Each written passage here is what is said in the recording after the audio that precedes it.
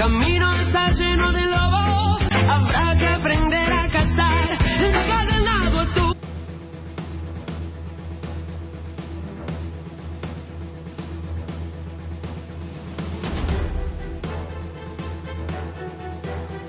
El régimen de Kiev ha cometido uno de sus peores errores en lo que va de la guerra, y es que después de que Zelensky deseara la muerte a Vladimir Putin en su mensaje navideño, los servicios de inteligencia ucranianos, apoyados por la OTAN en Europa, pusieron manos a la obra y lanzaron una operación de ataque con drones contra la residencia de Vladimir Putin en el Oblast de Novgorod, en la región del lago de Valdai.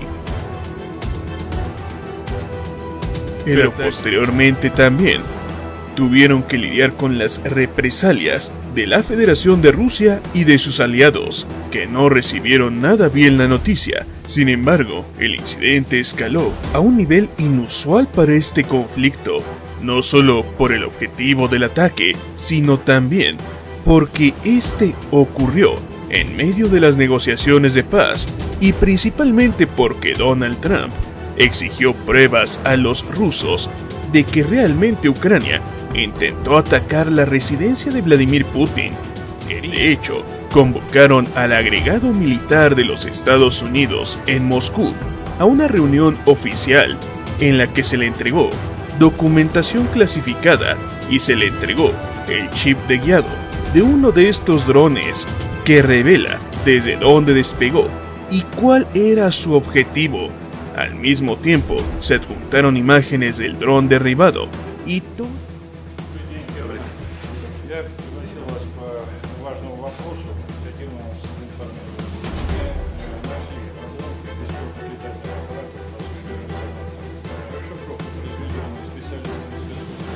Domingo 23 de la mañana, hora Venezuela. Un operador de radar en la estación de vigilancia de Thule, en Groenlandia, observaba su pantalla con la fatiga acumulada de 6 horas de turno nocturno cuando algo extraordinario captó su atención. Un contacto aéreo no identificado acababa de materializarse en su sistema de detección avanzada ANFPS 132, apareciendo literalmente de la nada a una altitud de 28.000 metros sobre el mar de Barents, aproximadamente a 740 kilómetros al noreste de la base. Lo que convirtió este contacto en algo alarmante no fue simplemente su aparición repentina, sino la velocidad a la que se desplazaba. El sistema calculó automáticamente una velocidad de aproximadamente 5.200 kilómetros por hora, lo que equivalía a Mach 4.3, una velocidad que ningún avión de combate operacional conocido podía mantener de manera sostenida a esa altitud. El sargento activó inmediatamente el protocolo de alerta para contactos de alta prioridad, transmitiendo los datos simultáneamente al Comando Aeroespacial de Defensa de Norteamérica en Colorado Springs y al Pentágono. En ambas ubicaciones, las alarmas comenzaron a sonar casi al instante, sacando a docenas de analistas de sus rutinas matutinas. Lo que Morrison no sabía en ese momento era que acababa de detectar la primera aparición operacional confirmada del MiG-41 Foxhound, el caza interceptor de sexta generación más avanzado jamás construido por la industria aeroespacial rusa, un programa salto tecnológico tan significativo que los analistas de inteligencia occidentales, que habían estado siguiendo rumores fragmentarios del programa durante años, habían considerado que muchas de las especificaciones reportadas eran simplemente imposibles de lograr con la tecnología actual. El coronel Dmitry Volkov, piloto al mando del MiG-41 que Morrison acababa de detectar, tenía 42 años de edad y acumulaba 3.400 horas de vuelo en diversos cazas de superioridad aérea, incluyendo 620 horas en el Su-57 y ahora 180 horas en el revolucionario MiG-41. Volkov había sido seleccionado personalmente por el alto mando de las fuerzas aeroespaciales rusas para pilotar esta binariamente compleja en su ejecución. Debía volar desde la base aérea de Severomorsk 3, una instalación militar ultrasecreta ubicada en la península de Kola, realizar un perfil de vuelo que demostrara las capacidades únicas del MiG-41 en un corredor de espacio aéreo internacional sobre el Ártico, donde se sabía que los sistemas de vigilancia occidentales estaban constantemente monitoreando, permitir que lo detectaran brevemente para confirmar la existencia operacional del programa y luego regresar a territorio ruso antes de que cualquier interceptor occidental pudiera llegar a distancia visual. Lo que hacía al MiG-41 verdaderamente revolucionario no era simplemente su capacidad para alcanzar velocidades hipersónicas, Aunque esto en sí mismo era impresionante, el avión estaba propulsado por 2 motores turbofán de postcombustión de flujo variable Isdeliche 30M, cada uno capaz de generar 18.500 kilogramos de empuje en potencia militar estándar y 24.000 kilogramos con postcombustión activada. Sin embargo, lo verdaderamente único era el sistema de inyección de combustible adicional en la corriente de escape que permitía lo que los ingenieros rusos llamaban modo de crucero hipersónico, donde el avión podía mantener velocidades de Mach 4 a Mach 4.5 durante periodos sostenidos de hasta 12 minutos sin sobrecalentar los motores ni agotar completamente sus reservas de combustible. Si creen que captura Maduro fue demostración fuerza estadounidense, si piensan que esto prueba que Estados Unidos sigue siendo superpotencia dominante planeta, necesitan escuchar lo que uno de los analistas geopolíticos más brillantes mundo acaba de revelar.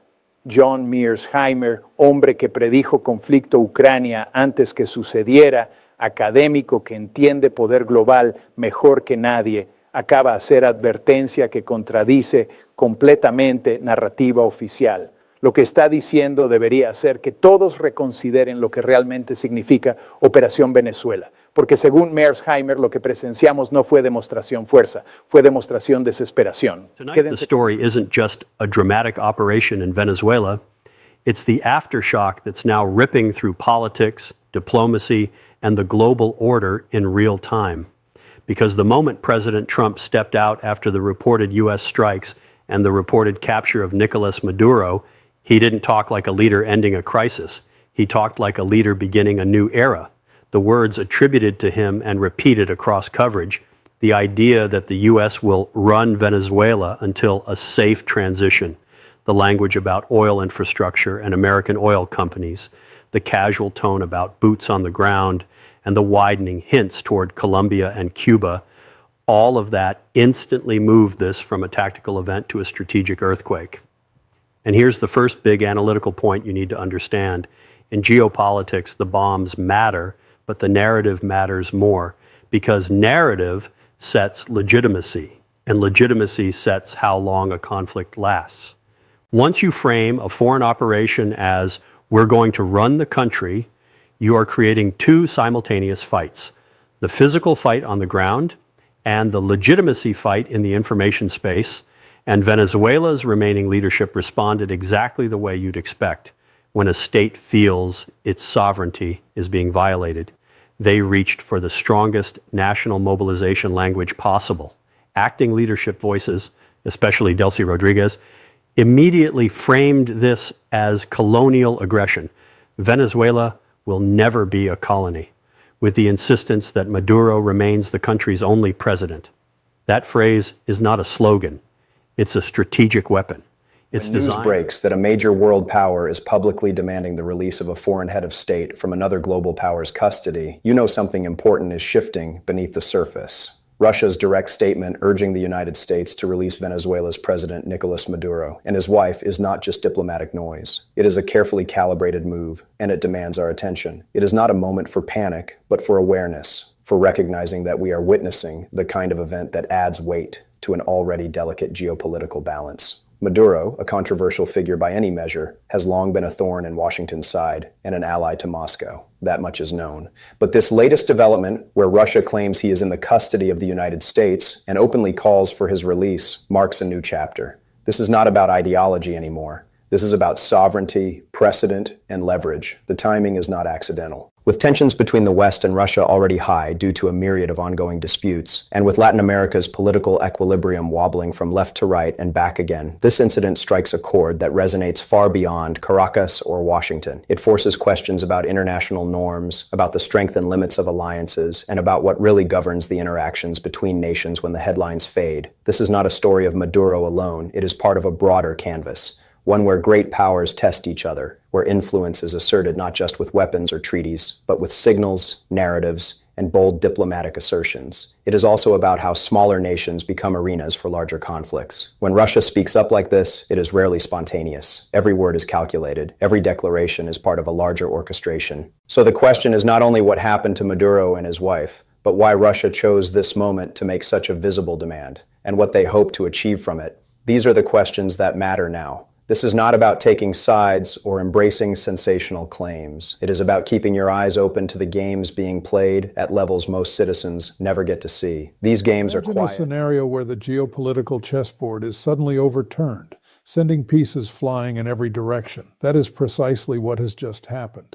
In a move that creates a defining moment for the 21st century, Russia has executed the most audacious and aggressive seizure of American-linked assets we have witnessed since the darkest days of the Cold War. This isn't just a headline. It is a seismic event that has sent shockwaves rattling through the corridors of power in Washington, ringing alarm bells at NATO headquarters and causing immediate panic across global energy markets.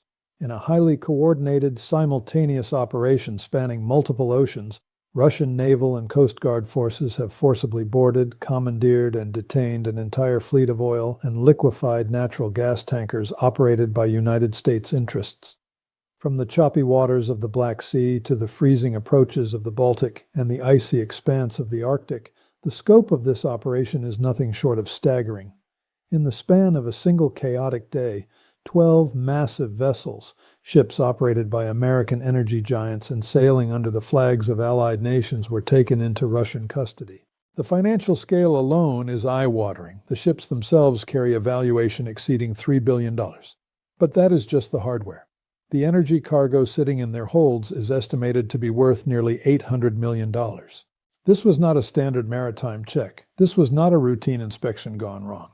This was a massive military deployment involving more than 40 Russian surface vessels, roaring air support overhead, and reports of submarines lurking below to ensure no one dared to intervene. Within hours of the news breaking, the White House was scrambling to issue emergency statements, NATO was locked in crisis meetings, and the energy markets went into a violent frenzy, with prices spiking vertically as traders feared a total breakdown of supply lines. Mucha atención porque lo que voy a contarte cambiará completamente tu forma de ver la economía mundial y créeme, afectará directamente tu bolsillo antes de que termine este mes. Mientras llenas tu tanque de gasolina esta mañana y ves que el precio subió nuevamente, mientras calculas mentalmente si te alcanza para llegar al trabajo toda la semana, en este preciso instante está ocurriendo algo monumental que nadie te está contando. Dos países que Estados Unidos siempre consideró como su patio trasero, dos naciones a las que el imperio trató durante décadas como simples estaciones de servicio, acaban de descubrir un arma tan poderosa que podría derrumbar todo el sistema que conocemos. Y esa arma no es militar, no son misiles ni portaaviones, es algo mucho más letal, mucho más efectivo, es el petróleo que está debajo de sus pies y que Estados Unidos necesita desesperadamente para que sus refinerías no colapsen. Imagina esta escena.